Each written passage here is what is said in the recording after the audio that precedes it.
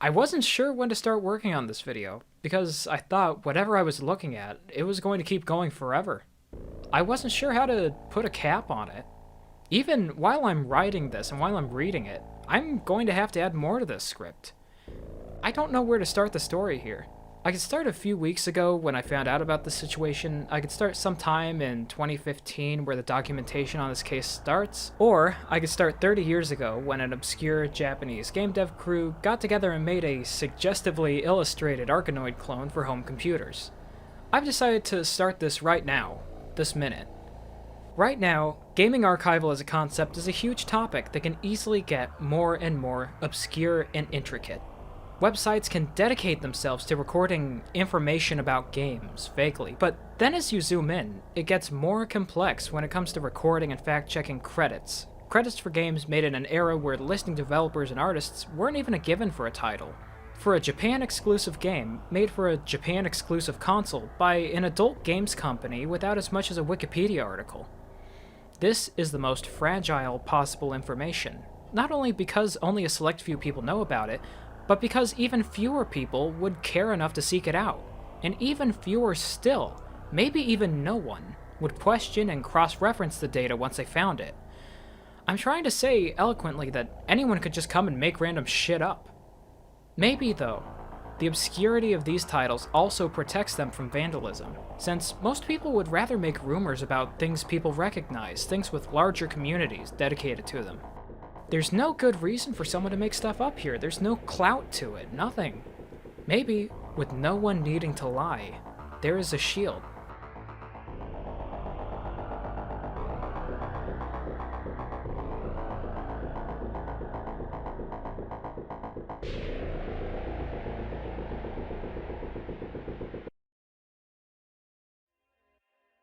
Last month I found out about Custom, a small video game development imprint in Japan with members such as Hitoshi Sakimoto and Masaharu Iwata.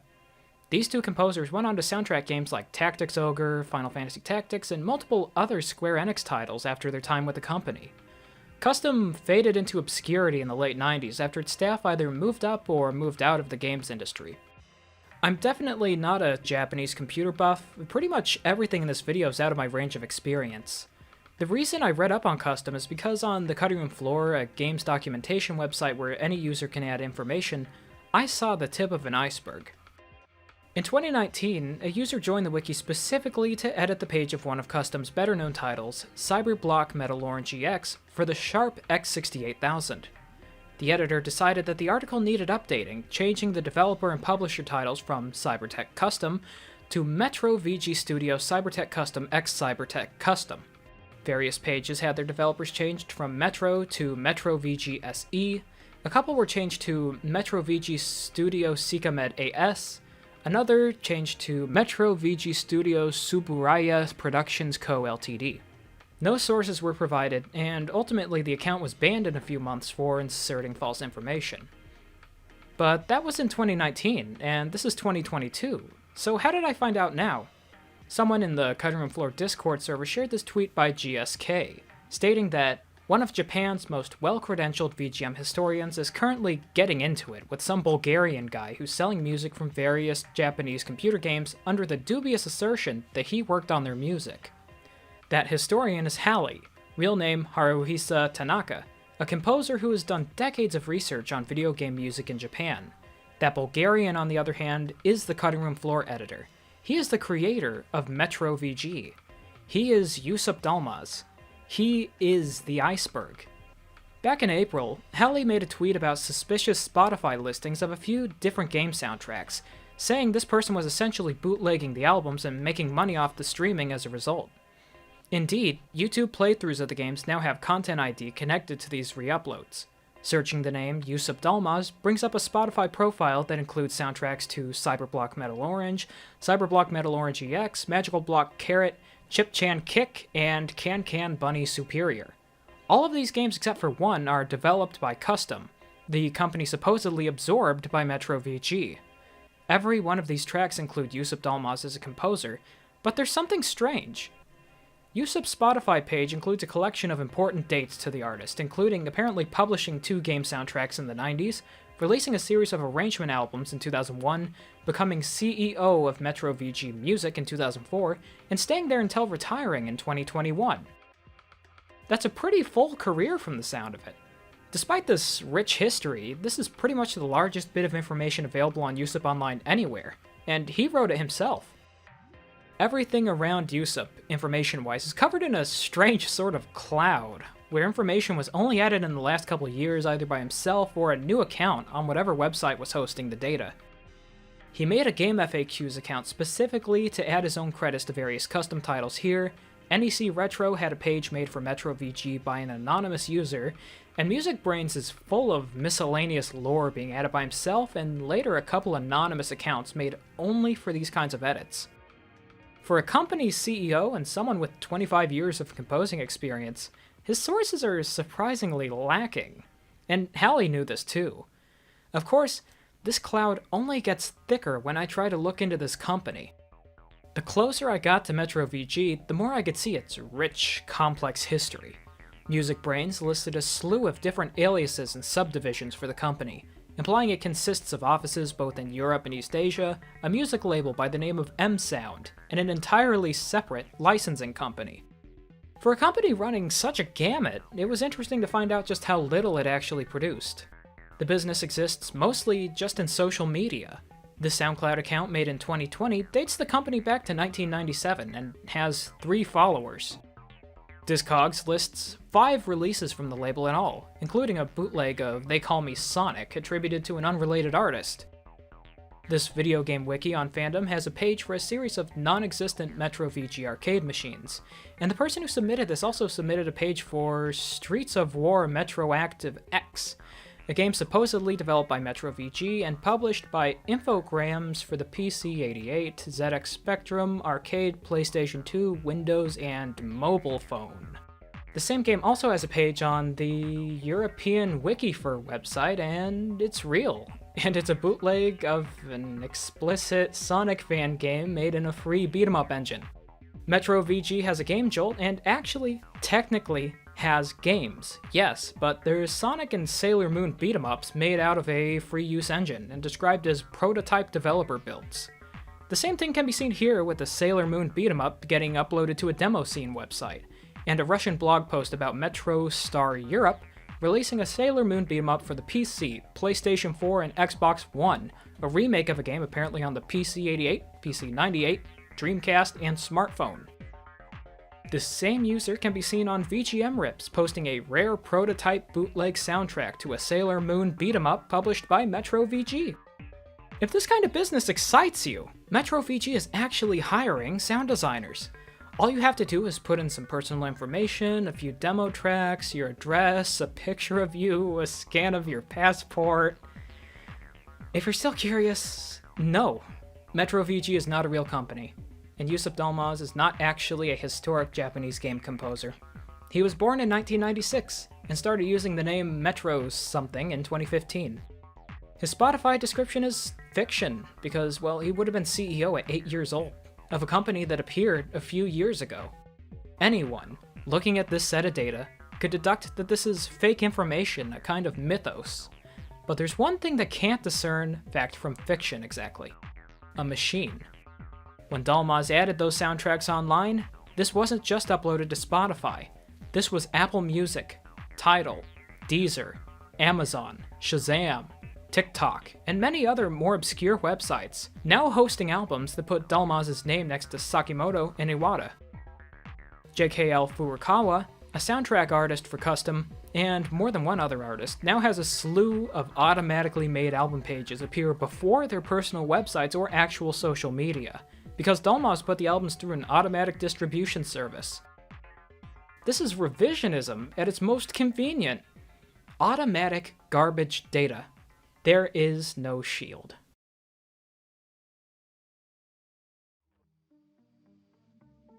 With everything I kinda just dumped into this video already, there's something I failed to mention. A majority of Yusup's information has been placed on Twitter, probably the easiest place on the internet for people to say things. Yeah. Twitter was where Hallie initially covered the fake Spotify listings, and Twitter's also where Yusup could reply with 2 different accounts at the same time to construct his story. At this point, I'm covering a 2-week period of wild misinformation that involves even lying to the faces of the game's actual composers and developers. And I'll try to do it in a way that isn't completely overwhelming. For now. Yusup's main claim to owning the soundtracks is that his father, Agabek Dalmaz, worked on the game's music under the codename of Reupload, but also that he was Reupload. He claimed that MetroVG bought out Custom and Cocktailsoft, 2 explicit Japanese games companies from the 90s. There's no documentation to prove anything about either of these, and it turns out Cocktailsoft is still around today. As for Reupload, he's active on Twitter. He reached out to Yusup and asked where the hell this guy was in Japan 30 years ago if he's acting like he made all this. When the Reupload claim fell through, Hallie began looking for any proof of an Agabek or a Dalmaz anywhere in any kind of game, really. The closest thing that could come up was Yusup himself sending what he said was a scan from a previously undocumented European prototype of Cyberblock Metal Orange. Of course, this isn't a scan, it's a screen cap of a Word document. And it can't be from 1999 because this font is from 2000, and US Gold was dissolved into IDOS in 1996. Also, that's a random Nazi general as the German localizer. And that's the 2 guys from Treasure Island. Yusup continued sending a couple more scans from this manual. Once again, these fonts here are from 2018 and 2021. This can't be from 1999. What he called a prototype screenshot of this Metal Orange version that apparently had his father's work was actually someone's personal project, porting Metal Orange to the Sega Saturn. Nothing made sense. Even the legal document Yusup has in a few different places online, saying that he owns the name Cyberblock Metal Orange, was apparently created by what I think says Rights Management VG, as in his games company has its own rights management company attached to it. The last interaction here was Yusup posting a 3-page legal document claiming ownership over Custom's mascot character, Chip-chan. Hallie pointed out that this Metro License PTV Ltd has no registration information anywhere, since this company now has a label, a licensing department, multiple game development offices across the world, and now a legal department in India. Sometime after this, Yusup blocked Hallie, deleted the MetroVG Twitter account, and made a post saying they just got bought out by Ello, some random YouTube music channel. For an archivist like Hallie and a mythomaniac like Yusup, this fight would be difficult to end without actual staff of the game getting involved. Well, they did. And it didn't stop. Hitoshi Sakimoto and Masahiro Iwata are a little busy to be tagged in a Twitter thread like this, but wouldn't you know it, Yoshio Furukawa, also credited as JKL Furukawa, the only other remaining composer for these custom titles, is not only active on Twitter, but he has a collection of his own compositions on YouTube. Furukawa personally confirmed not just that Yusup or his father have never worked with Custom, but also that Custom never worked with anyone outside of Japan. Rather than admit defeat right there with an actual composer of the game talking to him, Yusup continued his own lore, saying his father worked under a secret code name, Becky, and Custom didn't inform its own employees about it working overseas. Oh, and also that he owns Custom and all its intellectual property. As it turns out, Furukawa wasn't just a composer at Custom. He was involved with public relations and general affairs, and therefore knew most of the group staff personally. Yusup next claimed that Custom housed another secret employee, AMDF, who also happened to be the only person who knew his father in the company. Of course, there's no way to contact him, and his only proof is some spoofed screenshots and an unrelated GitHub page, but this only keeps going. He is, at this point, treating MetroVG as a completely separate entity, asking Hallie and Furukawa to talk to Yuri Nomura instead of him. He begins a diatribe of replies saying he's still waiting on information from Nomura, who was the one to purchase Custom in 2004. All these people, all these names, and not one person to confirm and not deny Yusup's information. If only his father were here, he could clear all this up, post some demos, explain how this all came together. Yes, Yusup's secret agent eroge composer father died the year he transferred his intellectual rights to his son and the year Yusup became CEO of MetroVG. Agabek Dalmaz is dead. I think I'd feel worse if he was actually real.